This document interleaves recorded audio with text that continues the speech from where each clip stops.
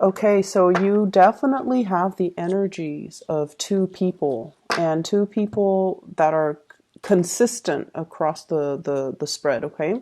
So first of all, we have an air sign in the past. So this is a Aquarius, Gemini, Libra in your past, also in your present. Aquarius, Gemini, and Libra also in your future. And then we have a water sign, Pisces, Cancer, Scorpio, and Pisces, Cancer, Scorpio showing up in your future. This is quite interesting. I mentioned in the past that you keep having this person that comes up, the Queen of Swords. So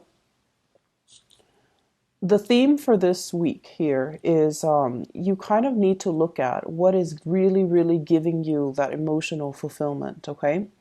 And in your spiritual advice position, we have here the Hermit in the reverse position. The Hermit in the reverse is like not looking in the right place, looking for love in the wrong places, barking up the wrong tree, making associations and connections with people who might not give you that emotional fulfillment that you're looking for, or looking at a situation where you're looking at the wrong things and you're not finding the right solutions, or you are refusing to kind of confront or face the truth or looking at the bigger picture in a situation.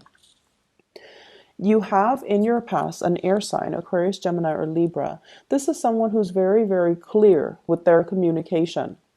And Taurus, I know that it takes you a really long time to put your trust in another person. That is the nature of all fixed signs. It takes you a really long time to open up. And I also honestly feel like some of you could be overly suspicious of people who are such straight shooters. And if someone is too straightforward, I feel like you don't trust it and you feel as if they have ulterior motives, or you feel like they're being too foolish by being so straightforward. However, this is something for you to really try on for size. Being a straight shooter, being straightforward, being honest, and being very, very directed with what it is that you want, how you communicate. So you have this person in your past that has been nothing but truthful and honest with you. And for whatever reason, because they're so truthful and honest, there might have been harsh words exchanged between you and this person. And because they're like this, whereas you do keep everything close to your chest and you don't really reveal, your deepest, darkest secrets, your deepest, darkest fears, your desires, and going after what you want, it has created this emotional rift between you and another person. The Six of Cups, this is a soulmate type of a connection. This is a connection with another human being in which we both are forced to learn, to grow, and to adopt one another's ideas. Okay. It can be very difficult because one person wants the upper hand. Okay. One person is wanting to give the affection and then the other person just needs to receive it. So I feel like from this card, the energy is you should be grateful for everything that I'm doing for you, keeping scores in relationship. And one person wants the upper hand. They want to be the giver. They want to be the pursuer. They might even want to be the person that the other person give thanks to. So I feel like there are giving, the energy of giving with strings attached, or doing things because we want something out of it rather than doing things from the goodness of our hearts. And I feel like you're dealing with somebody who might have asked you for a lot of things. They might have made like heavy demands on you. And then over time, you feel like you might have been used. You feel like they're not being either considerate or understanding that your time is limited, that you're doing a lot in a relationship and you're doing a lot to try to sustain this relationship, and that it's taking its toll on you because they keep asking for more and you don't have a lot more to give. You don't have the time, the resources, the emotional investment left to give them. In the challenge position, we have here the Six of Wands. And the Six of Wands is indicating to me somebody who's very, very visible. Okay, so they're very, very visible in whatever way. They could be very famous. They could be, they're dividing their time between a lot of responsibilities and a lot of other people. And I feel almost like whenever we're so visible, we have to be really mindful about how we say things. We have to be really mindful about who we hang out with, how we communicate. We have to censor ourselves, and we can't really express ourselves exactly the way that we want. But I feel like at the bottom, like underneath the layers with this reading, it's about you not wanting to, it's sort of like conforming to social expectations, conforming to family expectations, conforming to the expectations of those around you, and not really authentically living in your truth. And on top of that, you have this added pressure of being very, very visible, where you are not free to act in the way that you know how. So the foundation here, we have the emperor, which once again echoes the same theme. This is a person in a position of authority, and they're not going to overturn, years of tradition. They're not going to overturn a work environment. They're not going to be able to freely act because it's going to affect everything around them. So I feel like in a way you're kind of like this pillar of strength and stability. You keep the work situation, you keep the environment, you keep the home unit afloat. You're the person that everybody relies on. And so you're not free to behave and act and emotionally express yourself in the way that you want. You're not able to express bias. You're not able to be emotionally irrational because people depend on you for certain things. And so when you're dealing with this person, possibly the air sign, who wants you to emotionally express, who wants to connect with you, who wants a lot more attention from you, I feel like you are distancing yourself mainly because the situation, the communication has been too emotionally draining.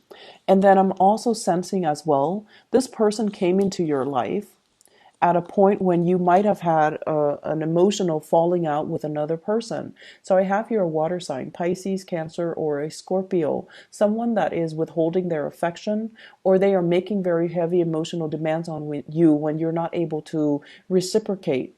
And I feel like you are caught between two people here, and it's like being caught between a rock and a hard place.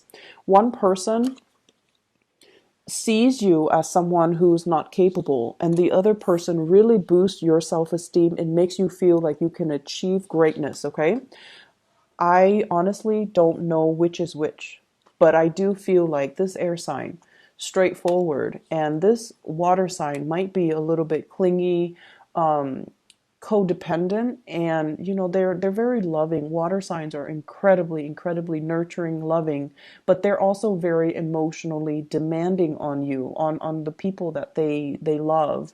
And so I feel like one person boosts you up, the other person might tear you down. And it's not, the fact is, I feel like there's a switcheroo, there's like a switch in the energies, okay? Because this is upright, but in the outcome position, it's in the reverse. And then this is in the reverse, in the outcome position, they have redeemed themselves and they're moving upright. So it's quite interesting the way that the energy plays out. In your advice position, we have here the Hermit. And this fell out, I believe, for Aries too. So I'm going to clarify for you because I want to see what this is relating to. What are they not seeing, and what do you want them to know about their spiritual advice?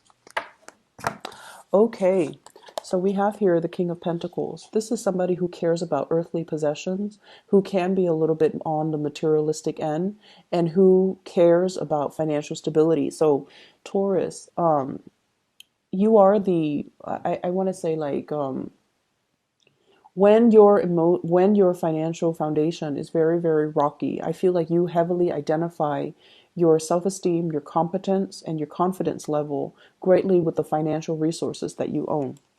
And when it's in the, we have as well the Three of Wands in the reverse. It's almost like you're dealing with a different type of a person. You're dealing with somebody who is like a nomad. They can travel with less. When a situation becomes too difficult, they just pick up and go.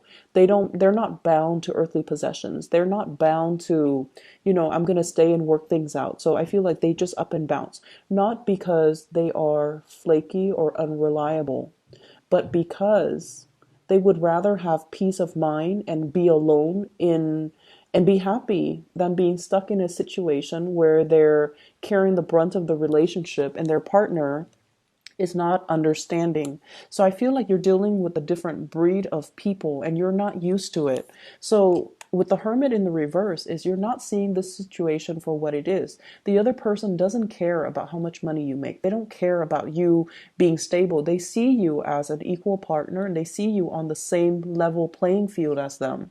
So they're not going to care how much money you have in the bank.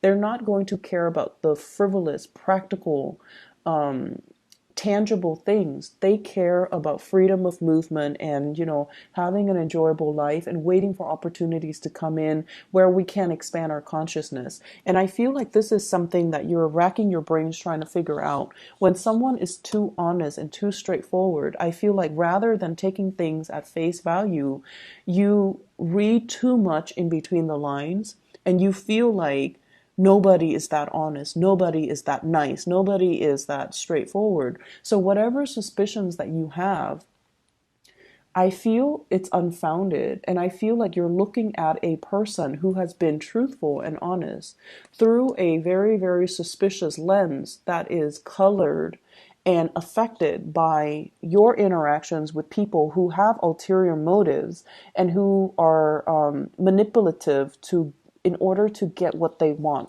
So looking at the value in the right person and trusting in the right person and, seeing people for who they really are. I feel like that's the major spiritual advice coming through.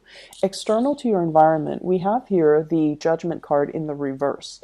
And I feel like there needs to be contact. There needs to be communication. There needs to be kind of like airing out the dirty laundry so that everybody can see what is on display, what's on the table, what are we dealing with, okay?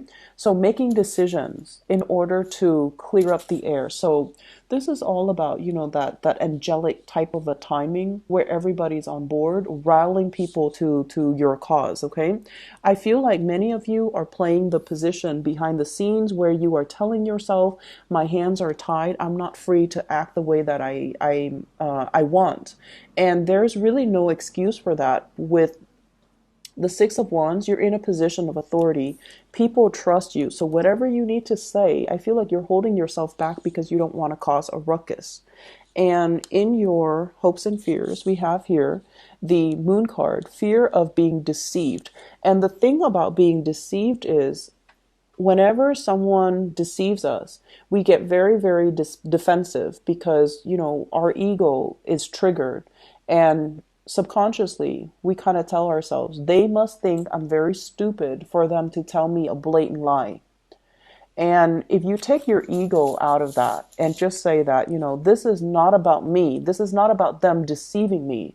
This is more about them having a pathological trait where they are unable to tell the truth to anybody, not just me. Taking your ego out of it and approaching a situation where you are not trying to confront the other person or corner them or get the upper hand, but you're just trying to get at the truth. I feel like there's somebody here who has been very honest with you, but for whatever reason, you have this unfounded and unexplainable sense of distrust towards them. And it's based on the people that you've dealt with in your past. And it's based on, some internal things that unfortunately I feel like you have to work on. Okay. In your outcome position, we have here the Five of Cups. The Five of Cups is looking at a situation for what it is. And I feel like regretting regretting the choices that we should have made, regretting the communication that has gone on, regretting that we didn't invest our time and the resources in the right things, letting a good opportunity pass us by. And it's kind of like, it's not until it's too late that we start to see it for what it is. Okay, we start to see the value in the person when they're no longer in the picture. We start to kind of live in the regret. We should have done things differently. We should have seen it for what it is. And we also have as well the Knight of Swords and the Knight of Cups. So once again, the two people coming out and in their positions are switched. So I feel somebody is trying to make amends with you. Somebody is making an offer. Somebody is coming in, softening up their energy. So rather than being abrasive and I want to say like straight shooter, they're trying to be more emotional. They're trying to wait on you. They're trying to make an offer as well. And they're trying to reach out to you in an emotional way. If you have had some disappointments coming in for this week, the disappointments are kind of like a blessing in disguise, because the other person is going to see that you're dealing with a lot, and they're coming in offering assistance, offering their love, and revealing their love to you because they're trying to cheer you up and they're trying to make things right by you. Okay, so whatever disappointments you're dealing with, think of it as a blessing in disguise. It allows you to kind of like admit, I've been wrong. And then in the process, I feel like the right people will be in the picture to show you that they have your back no matter what, that you have their unwavering support and loyalty. And there's also, love offers as well as an offer for an emotionally, it's more like an emotional offer. Somebody is opening up to you. Okay. I hope the reading is helpful for you guys, Taurus.